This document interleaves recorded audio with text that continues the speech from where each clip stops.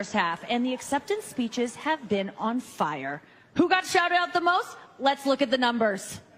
All right, cast and crew are leading the way with 11 mentions. Moms are holding strong with 3 shout-outs. God, creator of the universe, 0 mentions. And Mario Lopez, host of Access Hollywood, 1. All right. No surprise in this godless town. CBS is reporting that 9,000 structures have been lost. Completely changed. 5 separate wildfires rage across Los Angeles right now. Dalawang araw lang matapos ginawang katotohanan nila ang Diyos. Nagpistulang impyerno sila. Pero alam nyo ba na may bahay ng isang Katoliko na abogado nila mo, kinain na ng apoy yung mga kapitbahay. Pero di na dali ang bahay nila. Nilagyan niya ng Epipani Chok noong piyesta ng Epipani. Tatalakayin natin ito mga kapatid. Kaya nga, malinaw ang sinabi sa Biblia. Deuteronomio Kapitulo 5, versikulo 11. Huwag mong gagamitin sa walang kabuluhan ang pangalan ni Yahweh na siyang Diyos. Tiyak na paparusahan ko ang gumagamit nito na walang kabuluhan. See? Paparusahan daw ng Diyos ang gumagamit sa pangalan niya na walang kabuluhan. Imagine sa Golden Globe Award ng Hollywood, mga kapatid, pinagdadaluhan ng mga sikat na mga artista. Yung MC ay si Nikki Glaser. Ginawa niyang katatawanan ang Diyos. First half, and the acceptance speeches have been on fire. Who got shouted out the most? Let's look at the numbers. All right, cast and crew are leading the way with 11 mentions. Moms are holding strong with 3 shout-outs. God, creator of the universe, 0 mentions. And Mario Lopez, host of Access Hollywood, 1. All right. No surprise in this godless town. So, no surprise daw sa lugar na walang Panginoon. Mga kapatid, tatalakayin muna natin ito. Samahan ninyo po. Kasi umalingan, pag palaging inulit-ulit ay magmukha talagang katotohanan para sa ating mga kapatid na kulang ang kaalaman. Ang pagkadaya ay maranasan sa iba't ibang paraan. Pero napakasakit pag madaya tayo sa pananampalataya. Dahil nanganib pati ang ating kaluluwa. Viva Cristo Rey!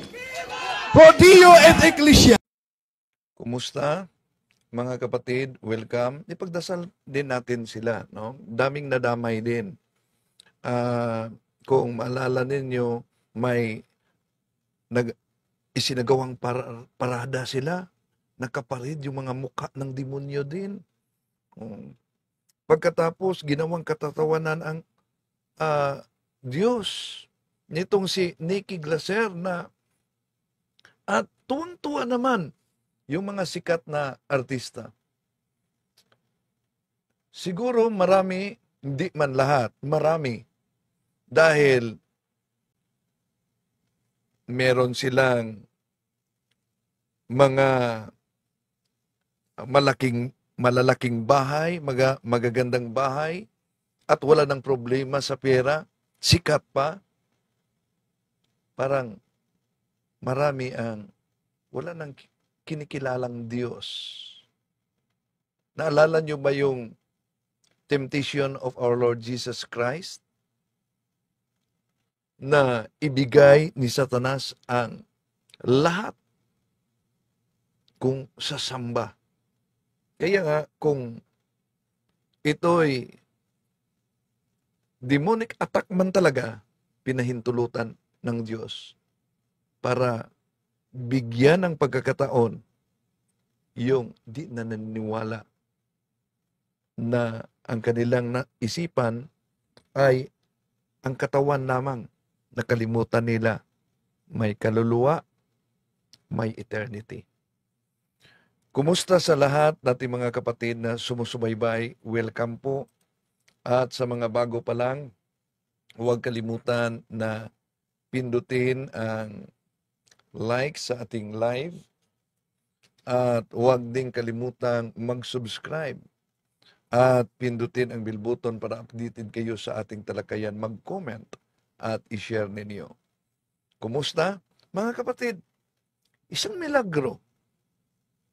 Bahay ng isang Katoliko na nilagyan ng Epifanio. Yun ang kwento ni G.C. Romero, kapatid na G.C. Romero. Si kapatid na G.C. Romero, Catholic apologist din yan. At deliverance minister. No? Nakipagdebate na yan sa Iglesia ni Cristo. Ang mga kapitbahay niya ay nakain na talaga ang buong bahay sa naglagablab na apoy. Pero, di nasunog ang bahay nila. At pinaniniwalaan nito na dahil protected sila sa isinagawang Epifanio, yung blessed joke na ginagamit natin tuwing Epipani, batay sa tradisyon na marami nang nakalimot. At bago dyan, acknowledge muna natin ang ating mga kapatid na pumasok ngayon. Welcome. Maraming salamat din sa ating kapatid na sumusuporta, si Sis Mila.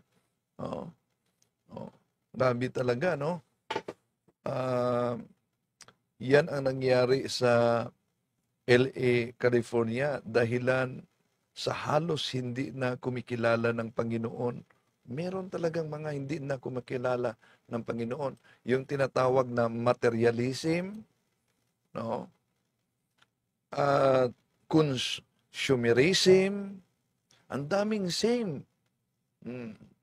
Kaya, meron na mga atheism. Yun bang, sa kasikatan nila, ay parang Diyos na sila. Merong mga ganyan. May mga kaso nga sa naturang lugar na naitala dahil siya ay sikat sa TikTok. Siya. Gusto niya na siya na masunod. Nakipag-away sa traffic. Yun ang dahilan kung bakit tulong siya. Grabe talaga ang taktika ng demonyo. So, kung maalala ninyo mga kapatid,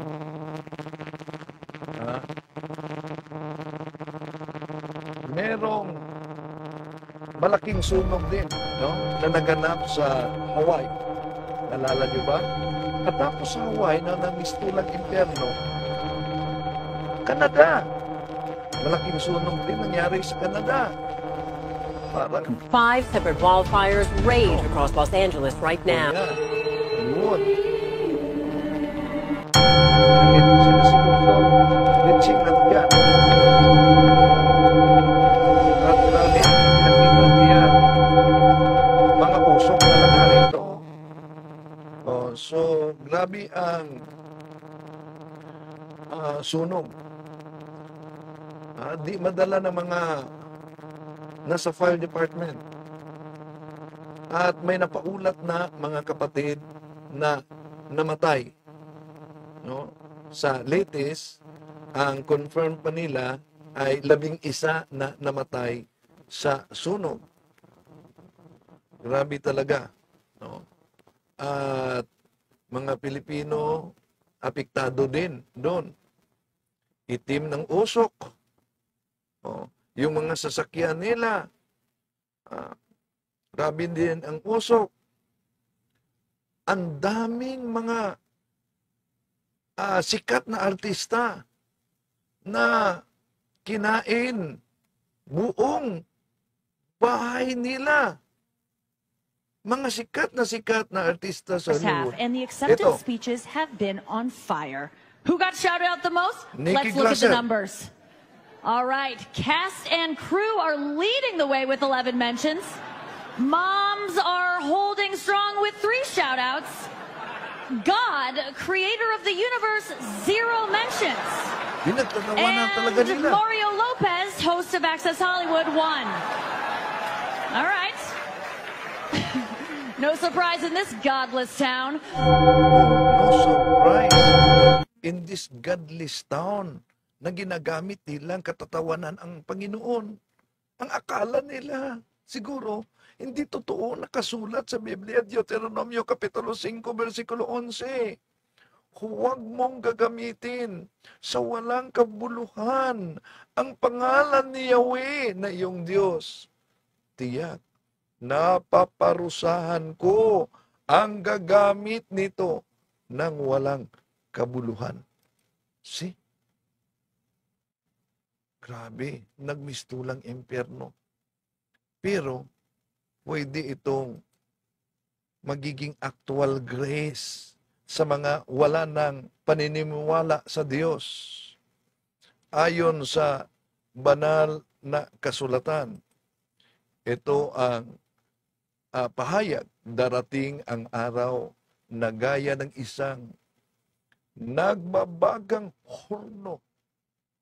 Tutupukin ang mga palalo at masasama gaya ng dayami at walang matitira sa kanila.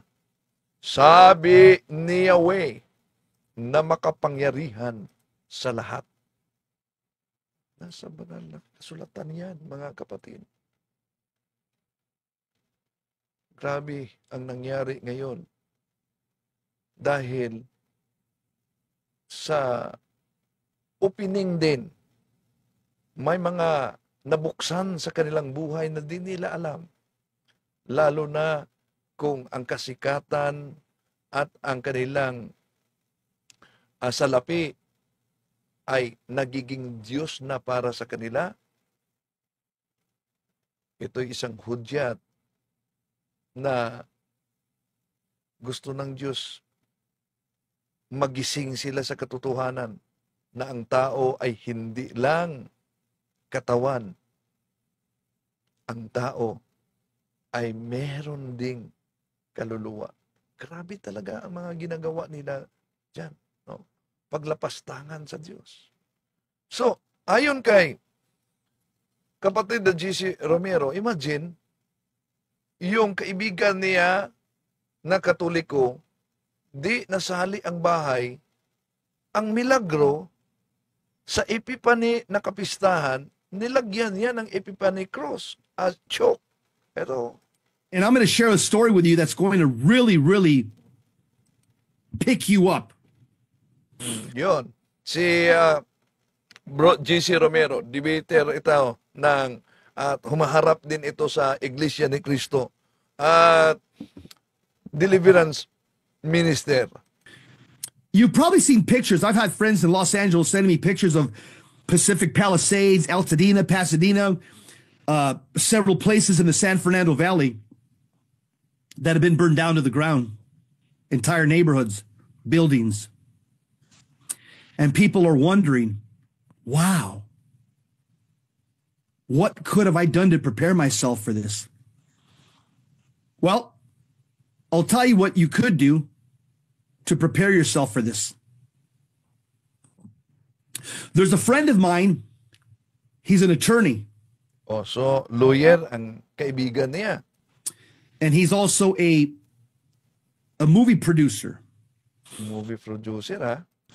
And so he lives out in Altadena.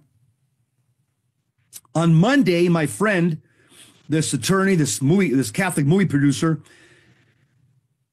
He did the Epiphany blessing prayer. O, yan, Epiphany Blessing prayer. Nasa formula kasi yung proteksyon ng bahay, yung proteksyon sa buong bahay. Nasa formula yan kung ginawa niyo yung blessing sa Epiphany. Over the doors of his house. Because in the traditional calendar, the Feast of the Epiphany was on Monday, January 6th. And so my O, Catholic... ewan ko kung ginawa ba ninyo yan. Dapat ang mga ama, ang bilang pinuno ng pamilya ang gumagawa dyan. At gagamit din ng itong exorcism, sandali kunin ko, exorcism bell. Oh, pati insinso, no? Maraming salamat sa pagpadala nito ni Sis Aida Manasa. Oh. Ginamit namin yan sa Epiphany Blessing. So, sila din pala, kahit almost forgotten tradisyon na yan, kaibigan niya, nagsagawa ng Epiphany Blessing. Gamit din ang Epiphany Chalk. Friend did the Epiphany blessing prayer over the doors of his house. That's on Monday. Sandali. Diferensya ba ang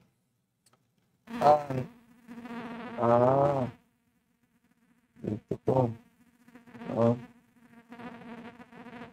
Sandali, diferensya nating microphone dito. Okay. Sandali.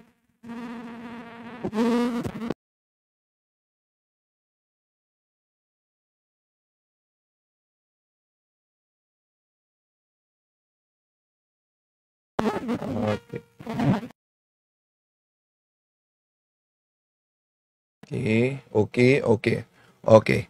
So, adjust muna natin. Maraming salamat. Kumusta signal ko? Dahil si Bro Windel, garalgal, distorted ang tunog ng audio. Okay na. Okay, maraming salamat po. Maraming salamat po sa inyo. Okay na. Okay. Yung pananampalataya at katuwiran nag-message si Sarah to. Okay na. Okay. Maraming salamat po. Tuloy natin ha. Tuloy natin ang pahayag ni kapatid na GC Romero. The Feast of the Epiphany in the old calendar. On Tuesday, the fire department told him to evacuate. On Tuesday, January 7th. Because the wildfires forced everybody out of the neighborhood to evacuate their homes in Los Angeles County and flee the neighborhood. People that live in Pacific Palisades were told to evacuate Altadena, Pasadena, and at least 500 acres in the San Fernando Valley. So my friend took his family and all his kids and they evacuated. He comes back home a few hours later, or maybe the next day, and guess what? As he looks around, every house around him was burned to the ground. Grabe ha? Yung mga kapitbahay niya, sunog talaga lahat. Except his house. Oh, see? Imagine, lahat ng mga kapitbahay niya nasunog. Marami kasi mga protestante maliban na marami din ang mga di na kumikilala ng Diyos. No? Kaibigan ko nga si kapatid na Jerry Almendras diyan sa Yokin, nagsabi sa akin din sa ibang bansa na may mga kakilala siya na di naniniwala at di alam ang tungkol sa Diyos. Grabe no? Okay, tuloy natin. His house was unscathed. What did my friend do over his house that probably nobody else in the neighborhood did to their house? Talaga mga kapatid, itong pangyayari ay isang demonic talaga to. Isang demonic talaga to. Kaya pwedeng gawin, kung alam pa lang nila, yung exorcise candle, magsindi sana ng exorcise candle. No? Yun ang nangyari noong may nasunog na Katolikong paaralan, yung office ng misis ko kasali, pero yung katabi ay kumbento ng mga brothers, may nagsindi. Malapit talaga. May nagsindi ng blessed candle. So, di nakain ng may kapangyarihan talaga sa tinatawag na pananampalataya natin at sa sacramentals. He did the Epiphany blessing. O, see? Ubos na ang bahay, kinain ng naglagablab na apoy sa kaibigan ni kapatid na Gisi Romero. Ha? Pero, yung kanyang bahay lamang, di nakain ng apoy. Nagsagawa siya ng Epiphany blessing. Imagine, di ba, malaking nakapagtataka talaga.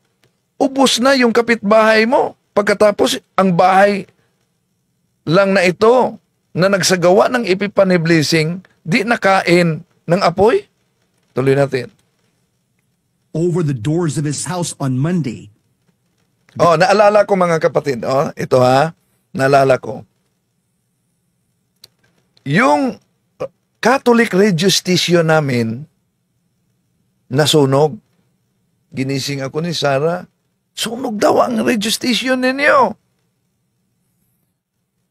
Ito ang sitwasyon ng radio station namin. Yung isa, AM radio station, kasali na yung cable namin. Yung isa, FM namin. Yung nasa center, ang recording room namin. At dun sa recording room namin, ang lahat kong mga aklat na gagamitin sa spiritual warfare at sa mga lecture, nandun.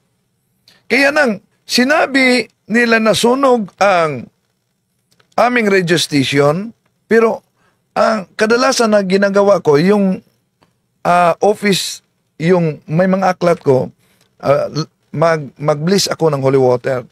No? Nang nalaman ko nasunog, ang nasa isip ko, ubos lahat itong mga koleksyong aklat ko. Ubos lahat. Dahil sunog AM, FM. Pero alam niyo mga kapatid, nakapagtataka. Kung saan ang library ko nasa gitna, FM, sunog. AM, sunog. Pero ang library ko, hindi nakain ng apoy. Intact ang mga aklat at Bible ko. O ito din, di ba nakapagtataka, no? Sa Epiphany blessing, Epiphany choke, ang mga bahay sa kapitbahay niya ay wala na. Pero ang kanyang bahay ang natira. Before he was evacuated. And remember, the Epiphany blessing is a prayer asking for divine protection for your house. Yan. Dapat alam yan ng karamihang mga Katoliko dahil kinakalimutan na yan. Marami ng mga diocese na hindi gumagawa ng ganyan. Buti na lang yung ibang mga diocese. Dahil yung mga pari nila nagbe-bliss talaga ng Epiphany choke at matapos ang misa may namamahagi at pati na yung guide. May nag-practice pa ng ganyan. Pero karamihan, daming di na nila alam. Daming di na ginawa nila. Oh, dami talaga. So dapat alam ninyo na bawat taon gawin natin yan. Ancient tradisyon natin yan. Okay, tuloy natin. Coincidence? No. It's not a coincidence. God honors prayer, especially when you're in a state of grace. And this Catholic friend of mine is a serious Catholic who's a lover of Christ. He's well off.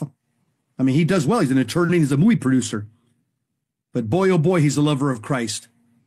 And God honored his prayer. He has a bunch of kids. God honored his prayer. Oh, pero, yun, tama si Bro GC Romero. Anong kabuluhan? Nagbe-bliss ka sa bahay mo, pero lasinggero ka, naninigarilyo ka, nagsusugal ka, di ba ba? O ano pang mga immoralidad. Tandaan natin, sacramentals operate when the persons cooperate. So, tulad dito na kahit mayaman ay sila talaga ay namuhay, pinagsikapang mamuhay ng kabanalan. Kaya yung blessing niya gamit yung ancient tradition na protektahan ang bahay niya. Imagine, naglagablab ang apoy, kinain na ang mga bahay sa mga kapitbahay, ngunit ang bahay na ito ay nananatili. At nalala niya, kaya nga, nag-flashback sa isipan ko yung nangyari sa aming radio station. Sunog na, AM/FM, nasa gitna lang yung library ko. Akala ko, ubos na lahat mga aklat ko, pero di nagalaw ang library ko. Oh, see? Tuloy natin. He did the Epiphany blessing. He's evacuated by the fire department. Comes back a few hours later. And guess what? His house is the only one standing in the neighborhood. As Catholics, I did the Epiphany blessing on Monday as well. Yun. Mga Katoliko, tandaan ninyo yan. Pero yes, dapat din yung sarili natin, no? Ihanda natin. Kaya sa Epiphany blessing, dapat nangungumpisal tayo tulad sa selebrasyon natin. Yung tinatawag na Lenten season, kailangan tayo mangungumpisal. Yung Advent season, kailangan tayo mangungumpisal. Kayo ba na nakikinig sa akin? Nakagawa ba kayo ng pangungumpisal noong Advent season? Oh. So, yun talaga, no? Oh.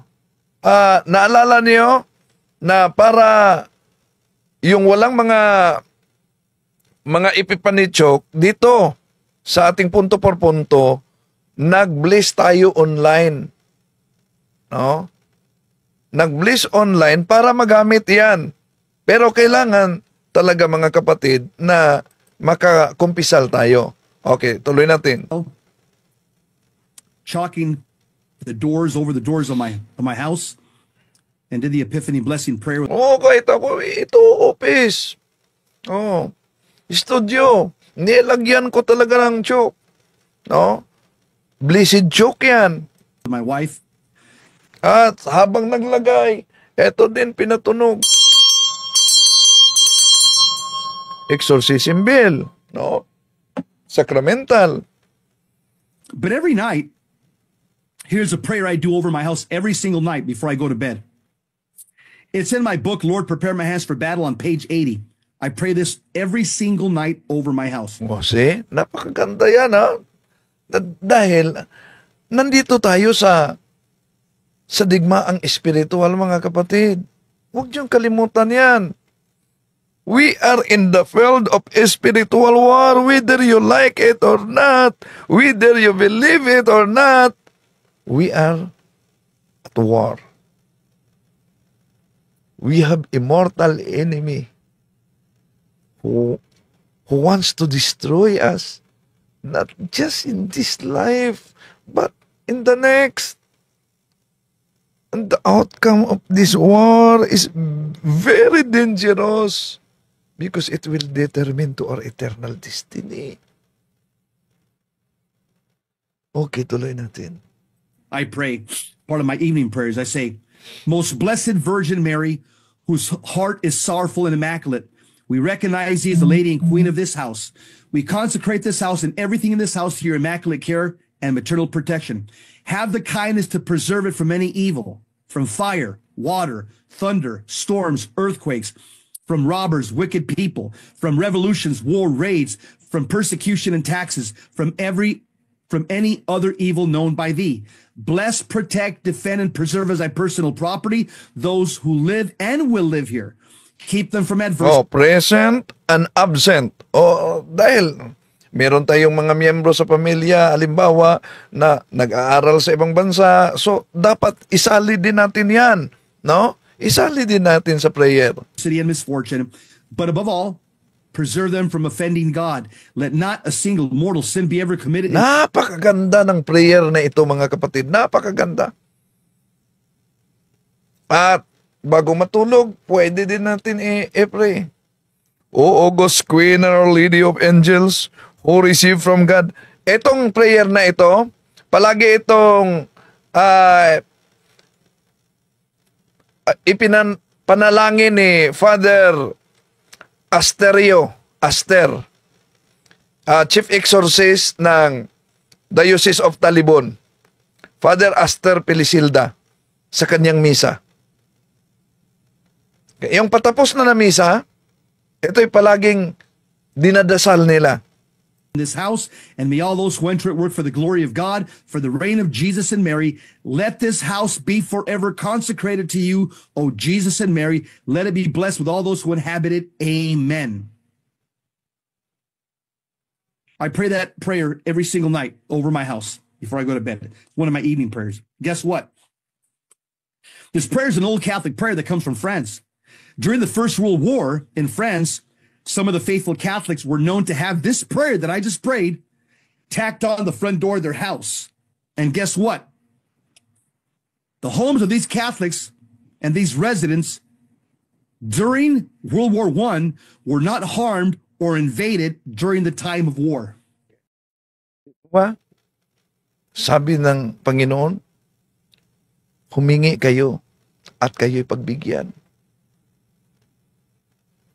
Kaya, huwag kayong magpadala sa mga demonyong magsabi, ay, huwag mo na yung hingin.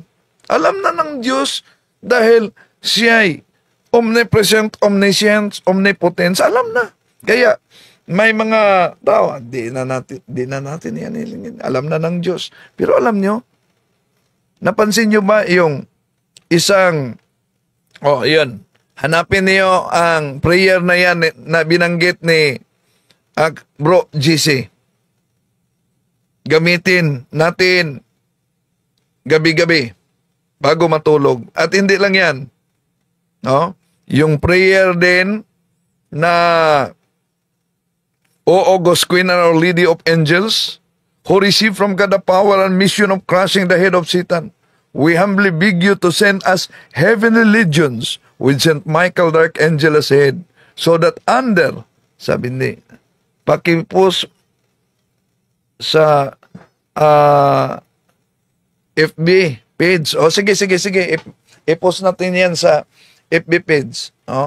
Gamitin ninyo. Pero, ito, ngayon, nagsubaybay kayo, mga kapatid, pagsikapan ninyo, nagawin niyong tradisyon sa Epiphany na kapistahan, mag-blessing talaga kayo using the proper formula of Epiphany blessing using the blessed chalk. Ha? Okay, tuloy natin. Coincidence? I don't think so. Yon si kapatid na GC Romero, mga kapatid. No? So, kaya sa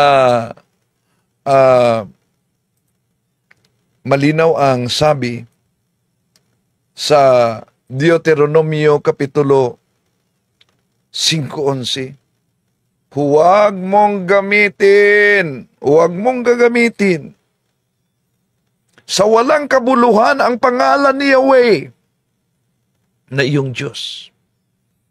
Tiyak na paparusahan ko ang gumagamit nito na walang kabuluhan.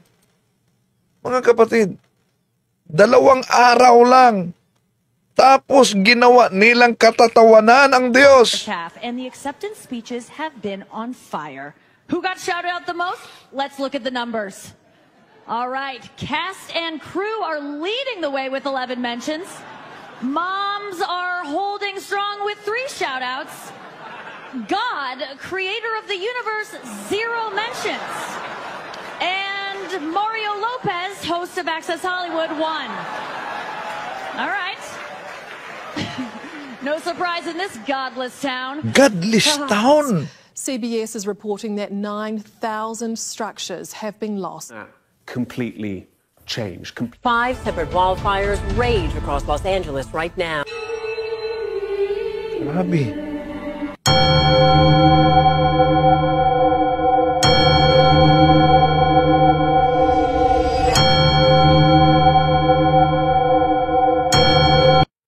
Naalala niyo And ba? I'm going to share a story with you that's going to really, really pick you up. Naalala niyo ba yung mga Israelita na nagkasala? Di pa ba pinadalhan sila? Pinadalhan sila ng ahas. Makamandag na ahas. At kinagat sila. Pero naawa ang Diyos nang nanalangin si Moises.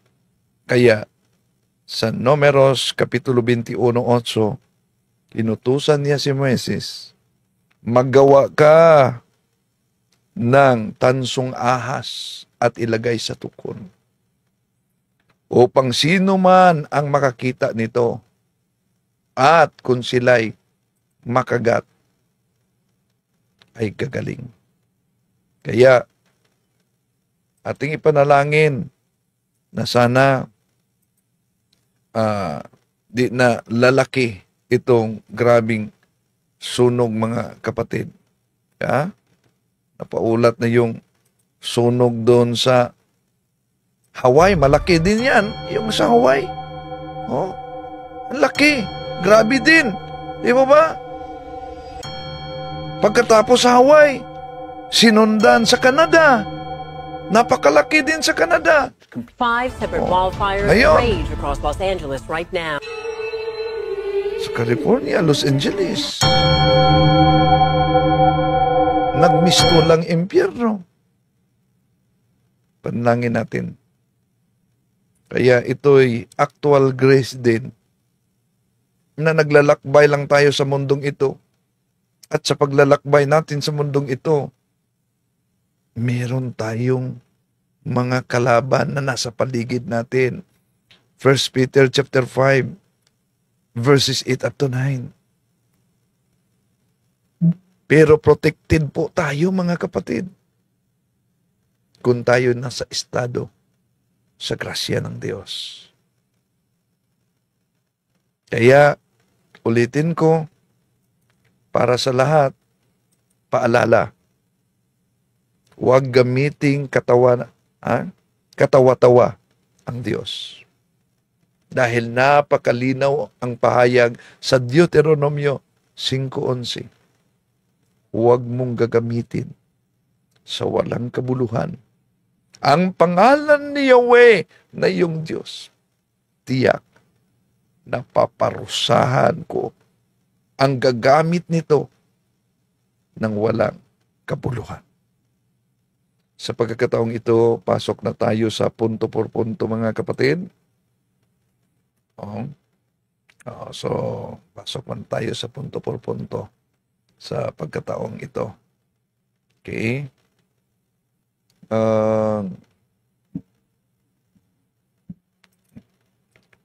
Okay? Yung prayer, hanggang ngayon, di pa po naapula ang sunog sa Los Angeles, California. Oo,